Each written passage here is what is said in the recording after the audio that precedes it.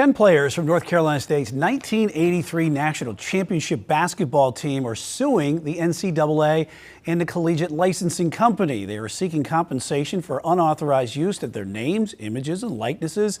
Players filed suit in Wake County Superior Court requesting a jury trial and reasonable compensation. And the suit argues that student athletes' value to the NCAA does not end with their graduation. So the players' attorneys now say footage and other products constitute an ongoing income stream for the NCAA long after athletes move on from college. Let's get straight over to Chief Legal Analyst Khalif Rhodes here. And Khalif, do they have a case here? I know I'm asking a lawyer that they always have a case. I take no offense to that comment. Listen, we're in a very litigious world, right? Everyone wants to sue for something. And in light of the NIL situation that's happening and athletes being paid and having the opportunity to make money off of their name, image, and likeness, these are types of claims that you could anticipate happening. They have 6 different claims in there. I think the 2 biggest ones for me was the unfair and deceptive trade practice. They also hit on a monopoly and an unfair enrichment.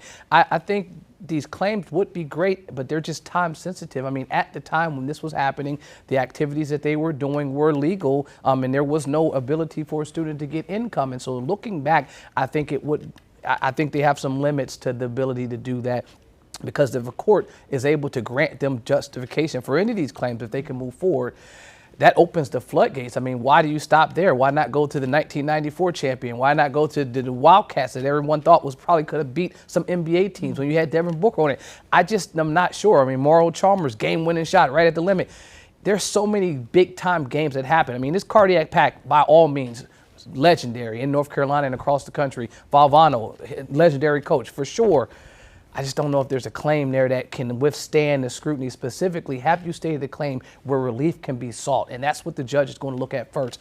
And I think they may not even make it past that portion. So this is the first time that we've seen a case like this. Looking at this, could this create a pathway now for the future athletes? I think the pathway was created, but the O'Bannon brothers, Ed O'Bannon specifically, UCLA took those teams to the NCAA championship, wanted to make sure he can get money for his name, image, and likeness because the NCAA was profiting off of EA Sports video games. I think that opened the floodgates for all of this to happen. Do I think NIL perpetuated this and pushed this out further? One thing that they mentioned is you're asking these young kids at 18 years old to sign away their name, image, and likeness in perpetuity, forever. And they are not knowledgeable enough to understand that. And they're calling them a monopoly, specifically that you're using your leverage and your power because you're the NCAA to stop and strong arm younger kids from being able to profit off of their name.